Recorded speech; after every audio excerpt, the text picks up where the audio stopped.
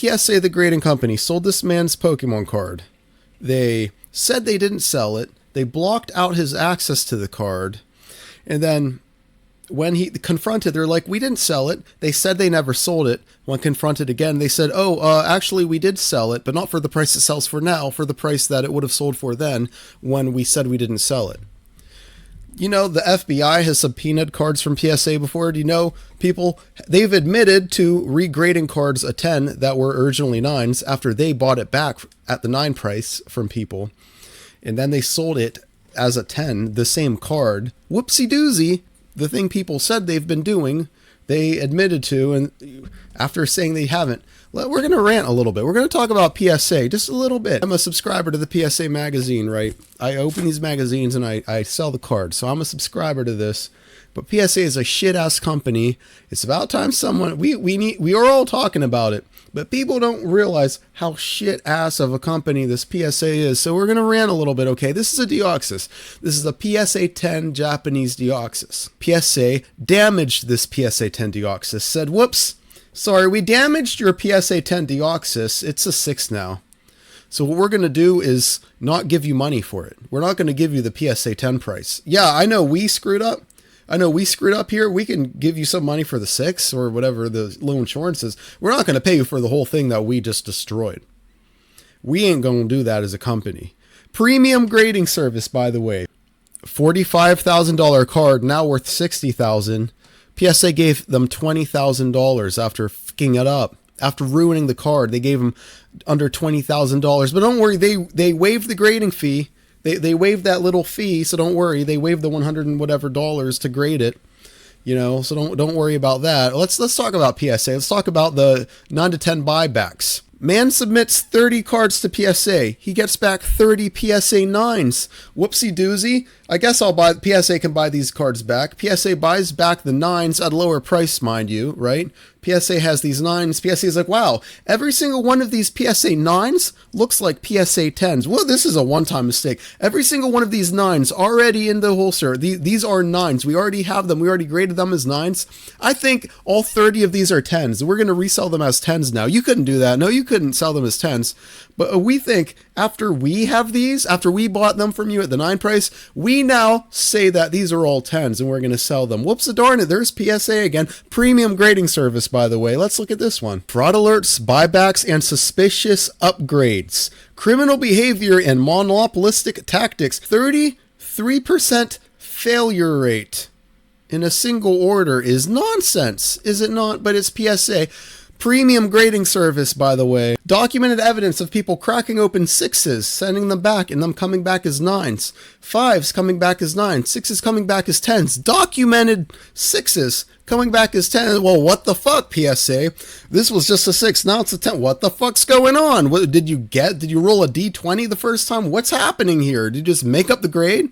Is it all just, yeah, it looks good. Now this looks about a 6. Same guy after eating lunch grades better because he's less cranky. What's going on here, man? We're disappointed that we have to make this post today, but in light of recent controversy surrounding PSA allegations of changing grades after purchasing cards back from customers along with other negative factors, we've decided to halt all PSA submissions through the foreseeable future. Sucks to suck, PSA. Premium grading service. Okay. Class action lawsuit by a baseball card collector who claims that the appraisal company knowingly graded altered cards, then sold them. Contrary to its guarantees to consumers, PSA in fact graded a substantial number of altered cards on its 1 to 10 scale. He knew the cards were altered when he gave it to them. The cards then sold for their inflated price because now they have a rating, even though they're altered in the first place. An extremely rare card from 1952 selling for $2,800, suddenly selling for $28,000 because now it's not altered all of a sudden. That's a pretty substantial markup, PSA.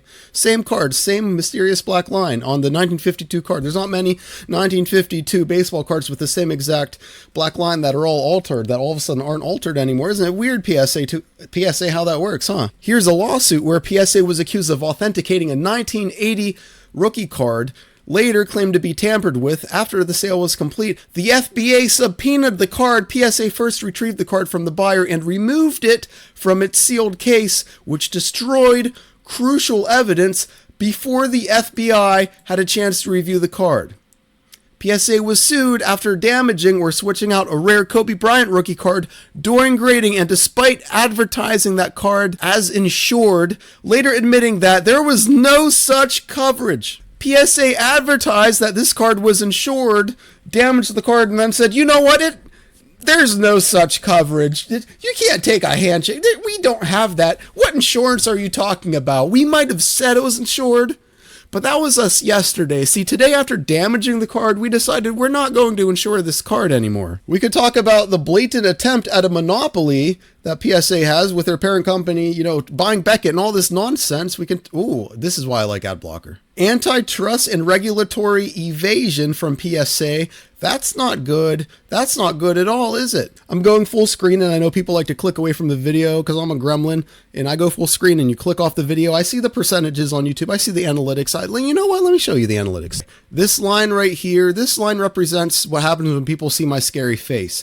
My scary face is on screen. People click away from the video. My scary face leaves the screen and people stay. My scary face enters the screen again. People leave. My face leaves. People stay and watch.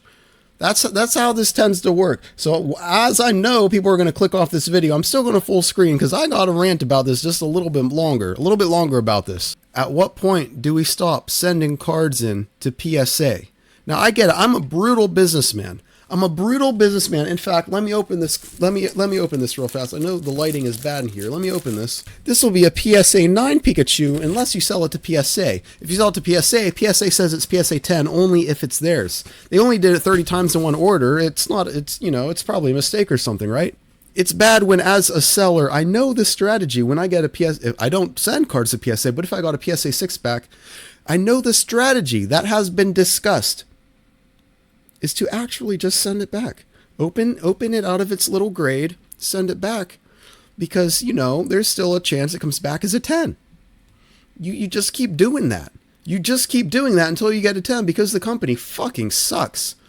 Although, with vintage, they love this population control thing where things that should be 10s aren't 10s. They love that. There comes a point with every business where the participants have to stop pretending that this is the premium service just because it was there first. People have sent cards to this company because they have been told it's a premium grading service. It's been there first. They're trusting an envelope with a card worth $40, $50, $60, $80,000 in it. An $80,000 envelope they are trusting to give to a company, and this company is shitting inside the envelope saying, whoopsie, it's worth less now. I know you thought it was insured, but it's not insured. They're saying the insurance is fake. They are damaging it and then sending it back as a 6 after saying it's a 10. They're selling it and telling you that they didn't sell it until you call them out again, and then they're like, we actually did sell it, but not for the price it is now, even though we're saying we just sold it. We actually sold it in the past when we said we didn't. They are failing every single opportunity they get to not be a scumbag. With advances in AI now, I truly believe no one's there yet, but the way that we look at grading now, it's not going to be in 10 years, it's not going to be the same as it is now with people just eyeballing it under a little microscope. And they've admitted, you only get 10 seconds to look over a card before you decide the grade. These people are burning and churning.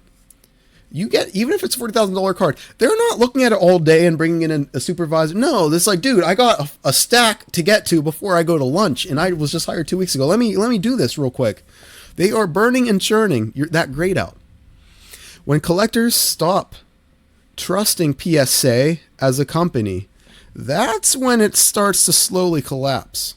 This tiny number, that 10 right here, this 10, that saying 10 instead of 9, that could be a $90,000 difference. This company holds that much power over the whole hobby of TCG, Pokemon especially. They hold that much power over Pokemon. They really do. Think back a couple months to the Spider-Man set in Magic the Gathering, in that quote, with great power comes great responsibility. As industry leaders, PSA has that power. They also hold the responsibility. Things will go wrong. That's not the issue. The issue is, how will this company act when things go wrong? With transparency? Or will they time and time again get caught Lying. At this point, in my eyes, how they've been acting with a complete lack of transparency. PSA at this point in time, as of March 12th, PSA is not the gold standard for me anymore. PSA is not the gold standard in grading. I'm not the only one who feels this way because PSA didn't build the hobby. PSA didn't build my business. PSA didn't build the players. The cards did that. Not that stupid number on the sticker. I get it now. I completely get why Opossum Bud just breaks open the damn PSA slabs he has. I get it. I think it's stupid. I think he should sell them for money, but I get it. That's all I'm saying. I get it. I like the hobby, but I like business too, so I'm kind of conflicted. And here's why. At some point, PSA, the little number, became more important than the card itself. That little number is more important than what is being graded. The grade is more important than what is being graded. And this is the way it is. So like, PSA is not the gold standard, but as a business person, when I'm on eBay, I see PSA 10s are worth more. And here's the part that some YouTubers aren't quite understanding, and maybe I do because I'm the business guy. I got a business degree, I sell cards. Maybe I understand a little bit about this. Collectors aren't sending cards to grading companies because they like the grading company. Now, most collectors hate the grading companies. They just know that those cards are inherently more valuable once that little 10 goes on it. That's it. If you want maximum value out of your collection, those 10s, submitting these cards to a shit-ass grading company, the thing that you don't want to do, that is the bare minimum price of admission for getting the most value out of your collection. That's why collectors do it. It's the bare minimum thing that they have to do to extract value. But also, as a cold calculating business guy, when they keep messing up like this and they don't have transparency, that makes collectors a little nervous about this. Little bit. Like your card might get destroyed and they might say insurance, what's that? That might just be a thing. It's supposed to reduce anxiety around the card. It's supposed to tell you exactly where your card stands. And now it doesn't. You get a 7 back, that doesn't reduce anxiety at all. You're like, I got a 7 back. Must be Thursday. Let me crack it and send it again because I just rolled low. Your card basically rolled a nat 1 on the charisma check. So they send it back a 6 instead of a 10. So you just send it back and give that card another chance to roll a nat 20, whatever, however you want to look at it. So it doesn't actually reduce the anxiety at all anymore. And that's the frustrating part. From my perspective, the most important things a grading company can have is transparency and credibility. And some of these new companies are whooping PSA's ass when it comes to both of these things. But these new companies don't have that, they don't have that premium. Maybe it's because they don't do population control as much, but they don't quite have that premium. For example, like it might be easy to get like a, I don't know, I'm just going to say a random one, a CGC 10 of this card, but really hard to get a PSA 10. PSA might be populating controlling that. You know what I mean? Maybe not. Maybe it's just a coincidence that none of the ones being sent to them are 10s unless they happen to buy it back.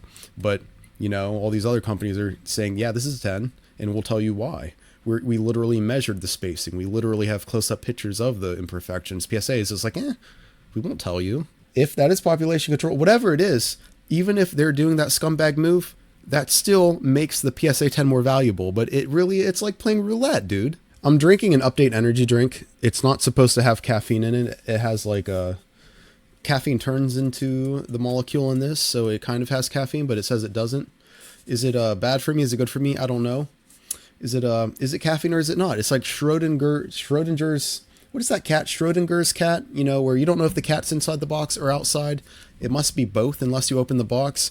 That's how this is updated. Is it caffeine? Is it not caffeine? I don't know. It's like a PSA. Is it a PSA 6? Is it a PSA 10? I must assume this raw card is both until I send it to them and it comes back. But even then, if it's a 6, I still must assume it's a 10 because they have done this before and more than once. Is there a way that we can just all collectively say this company shouldn't have the power to give my raw card $50,000 more in value just because of how they felt the day they graded it?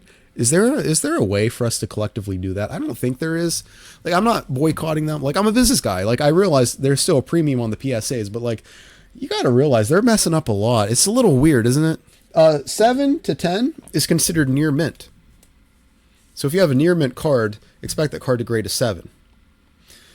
A 6 is below near mint. A 6 is considered lightly played. So PSA said this card is lightly played, which means it has, if we look on TCG Player right now, a lightly played foil has minor edge wear, scuffs or scratches, noticeable imperfections are okay. The acceptable range of a card within the lightly played condition includes both cards with a few or a handful of minor imperfections. This is lightly played. See the scratch here? See the scratches here? This is considered lightly played.